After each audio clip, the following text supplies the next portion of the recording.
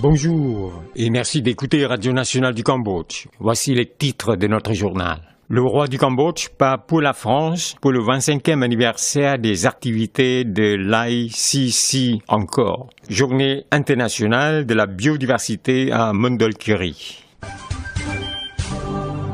Vous êtes à l'écoute de Radio Nationale du Cambodge sur 105.70 FM et sur 918 AM.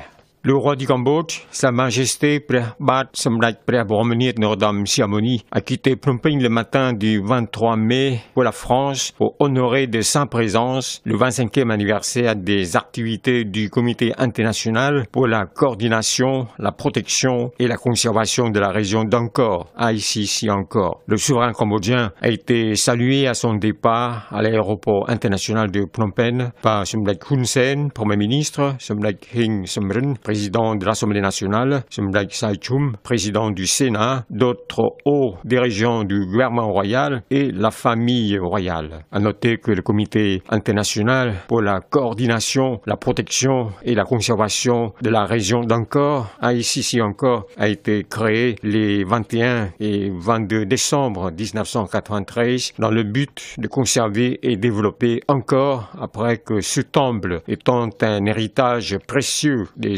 ancêtres khmers, ait été inscrit comme bien de patrimoine humanitaire de l'UNESCO lors de la réunion à Santa Fe aux États-Unis le 14 décembre 1992. Ce comité a été créé au départ pour une durée de mission de 10 ans, mais en constatant son rôle important dans la conservation et le développement du temple d'Angkor, cette durée a été prolongée de 10 ans encore lors de la réunion à Paris les 14 et 15 décembre 2003 et de 10 ans encore lors de la réunion intergouvernementale le 5 décembre 2013 au Cambodge. L'ICC encore est co-présidé par la France et le Japon, et le secrétariat scientifique permanent est chargé par le bureau de représentation de l'UNESCO au Cambodge et l'autorité nationale Apsara représente le gouvernement royal du Cambodge. L'ICC encore est composé de 37 pays membres venus des 5 continents et de 13 autres organisations internationales. Le nombre des spécialistes techniques participant à la réunion de l'ICC encore augmenté progressivement de 50 à environ 350 personnes actuellement.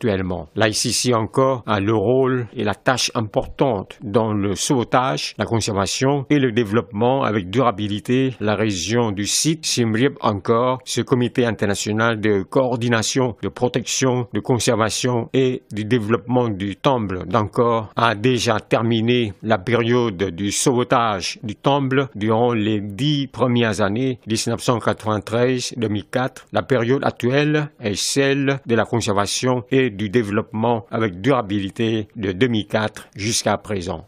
La journée de la biodiversité, 6e édition, a été tenue le 21 mai à la ville provinciale de Mondulkiri. Cette journée, ayant pour thème notre biodiversité, nos aliments, notre santé, a été organisée par le secrétariat général du Conseil national pour le développement durable, en collaboration avec les ministères et institutions concernées, les organisations partenaires nationales et internationales et la population locale. La secrétaire générale adjointe du Conseil national pour le développement durable, Tian Somali, et au nom du représentant des personnalités principales de la Convention de l'ONU sur la biodiversité UNCBD de 1995, a souligné que le ministère de l'Environnement a la tâche d'organiser cet événement, saluant la Journée internationale de la biodiversité 2019 pour renforcer la coopération entre les institutions, la population communautaire, les organisations partenaires nationales et internationales et ceux qui sont concernés en vue de faire valoir le contrôle et la conservation des ressources de biodiversité avec plus d'efficacité et que cela constitue une occasion pour mettre le public au courant de la valeur de la biodiversité et du système d'écologie immanquable. Le sous-secrétaire d'État à l'environnement, Kiesomang, a souligné que nos aliments et notre santé dépendent de la biodiversité et du système écologique. Il a ainsi demandé de protéger ensemble les biens naturels très précieux pour l'économie nationale et sociale et pour redresser la vie de la population à présent comme dans l'avenir et pour notre génération future. Protéger la biodiversité, c'est protéger les sources de nos aliments et augmenter le revenu familial, a encouragé l'officiel. À cette occasion, divers jeux étaient donnés aux participants pour leur faire comprendre le système écologique, la biodiversité et les zones de protection naturelle dans la province de Mondulkiri.